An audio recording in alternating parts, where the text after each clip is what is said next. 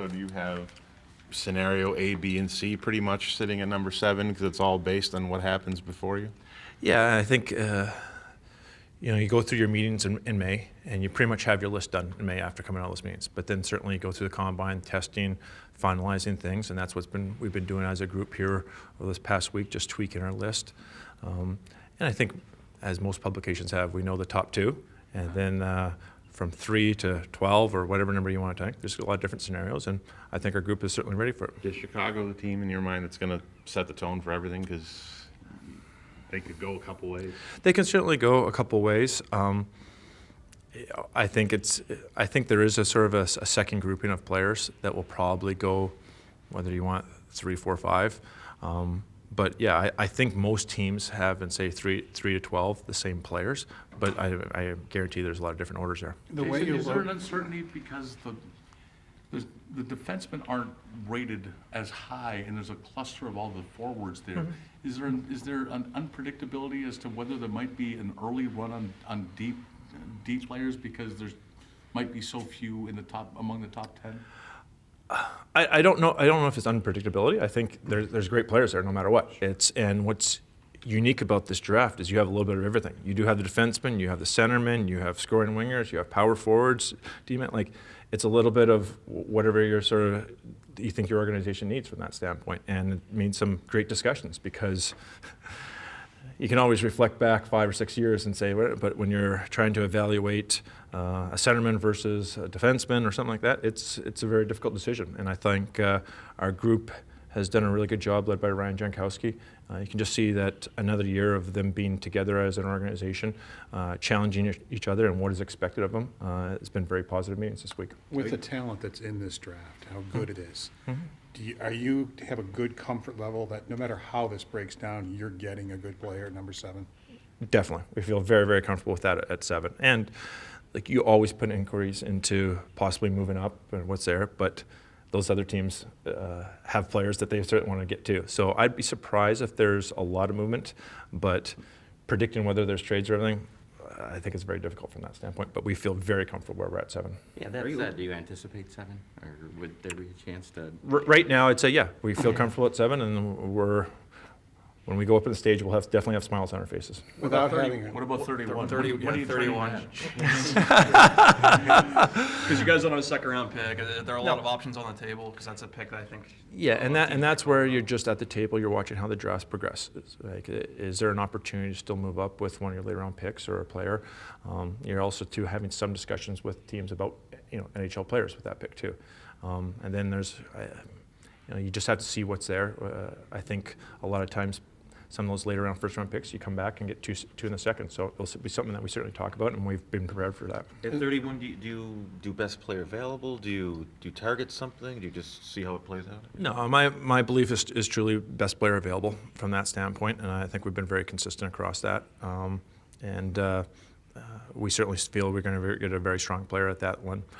It'll be very unique to predict. I think last year it wasn't a first round pick, but it was the first pick in the second round. We were very happy to get Samuelson in that spot. So you just never know how it's going to turn out. If teams are calling you for 7, is that basically off the table, again, with the quality of players that are going to be available? From a trade. I mean, would you rather just make that pick? I'd be absolutely shocked if anything from a player standpoint progresses in the next couple hours in that.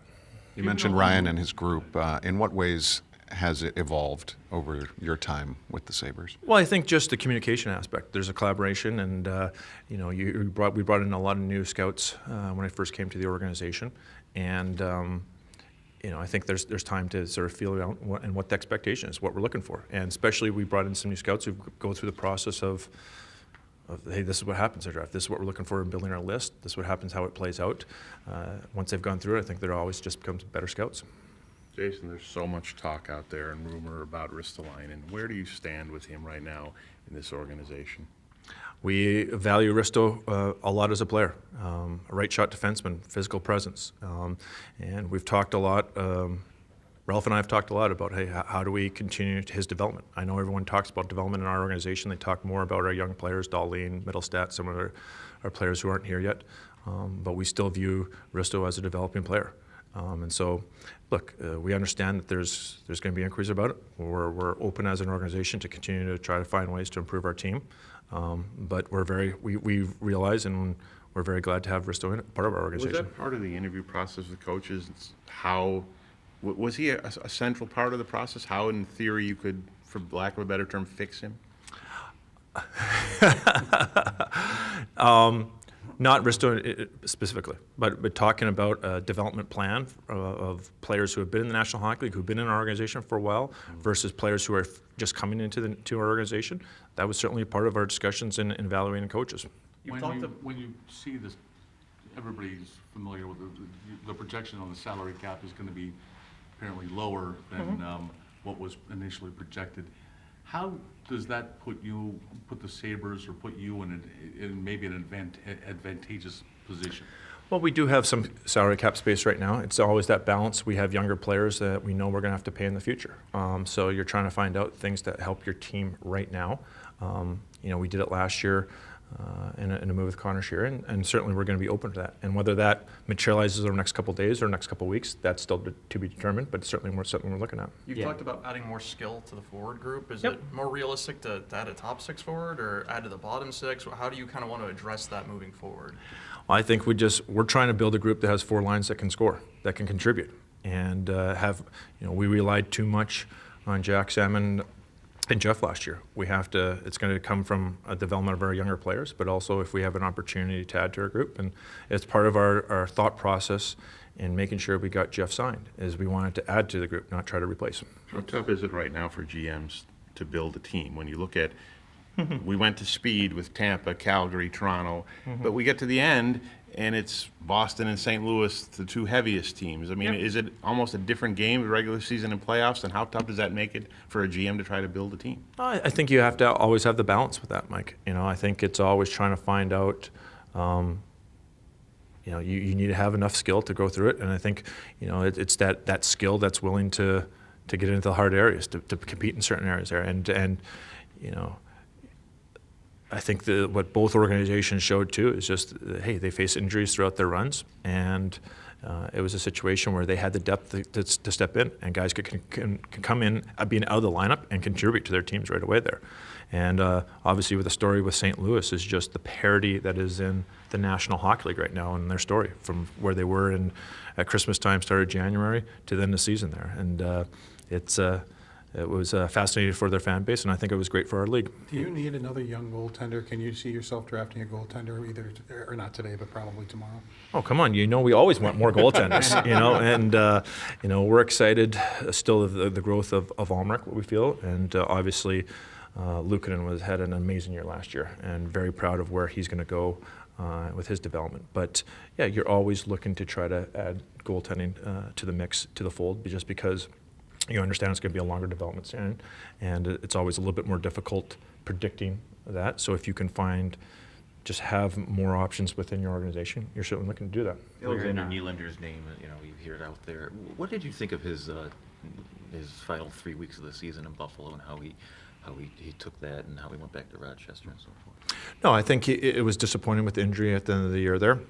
I thought Alex, especially going over my first year, it was just frustrating from day one of the rookie tournament that we weren't able to get him completely healthy and sort of get back in a rhythm. And I thought there was a lot of growth in his game last year. And you saw it when I think in his time at the National Hockey League. Is it the consistency there in the National Hockey League yet? No. But in all reality, and you look at his age group, that should have been his first year pro. So, I think what's been really good is the engagement that he's had with our coaches, both in Rochester and our development staff, and just understanding what we're looking for from him to improve on his game. And he's certainly working at it. And, that's what we're excited about, is we're not just trying to focus on one player. We feel, whether you're talking about Tage Thompson, Alex Nylander, Victor Olofsson, we have a group of younger players, CJ Smith, that there's going to be good competition in training camp, and that's what we're trying to create. The buyout period is open. Do you anticipate using any? I don't anticipate using any buyouts, no. So you would not anticipate using one on Sabotka? No. Like you said, there's been a lot of trade discussion out there. How busy have the phones been for you? I don't know what other teams are doing, so I can't really dictate that. But look, there's always a lot of communication at this time of year. And whether I think that sometimes there's a belief that everything's going to happen right here, right now, this weekend. But maybe it's building up for next week or the week after. But yeah, you're all together. It's the great thing about the draft is everyone here is together, whether it's at meetings, just in the city, interacting with people. So there's obviously a lot going on, and always contributes to a lot of rumors too. Your MO has been mostly to build a team or reshape your roster through trades versus free agency. What's the philosophy behind that? And do you expect that to continue? Are you more focused on trades this week while you're entering the so-called tampering period to versus free agency on July 1st? Is that what we're calling it? Tampering period? It's like that's the talking period we got going now. We can actually, we can do this. Legal tampering period. No, I think it's a balance. You're doing both, and that's why starting on Sunday you're making calls, you're interacting with people, and it's on both fronts because that other teams are doing the same thing. You're talking free agency, you have a plan. I know people talk about this year being a big free agent market, but yeah, there's certainly some high-end talent, but I don't think there's the quantity in there, and so it's. And right now we sort of have a general ballpark on where the cap's going to be at, but all these things are going to certainly play into the equation here next week. And I think as where we're at as a team, we have to be ready on both fronts. We have to be ready to see if the trade possibilities. Maybe a team just can't add it all together from a cap perspective, and we're certainly going to be at least into discussions with some free agents for sure. You were right there at the beginning with Robin Leonard with his Odyssey. What was your reaction to that speech the other night?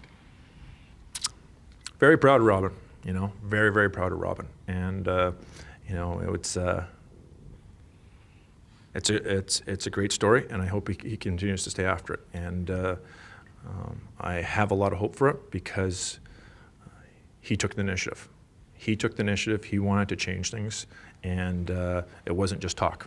He actually went out there and implemented it. And I think he has a great support system there, and it was a lot of fun watching him this year, the success that he had, and just you saw it in that speech, and you've seen it in his interviews throughout the entire year. He looks like a different person, and just an engagement when he came back to Buffalo and talking to people. It's a great story. It's great to see him be that dedicated, and now you just hope it continues. And another note, the last 2 months or so especially, what was it like, seeing Ryan O'Reilly develop into a Conn Smythe guy?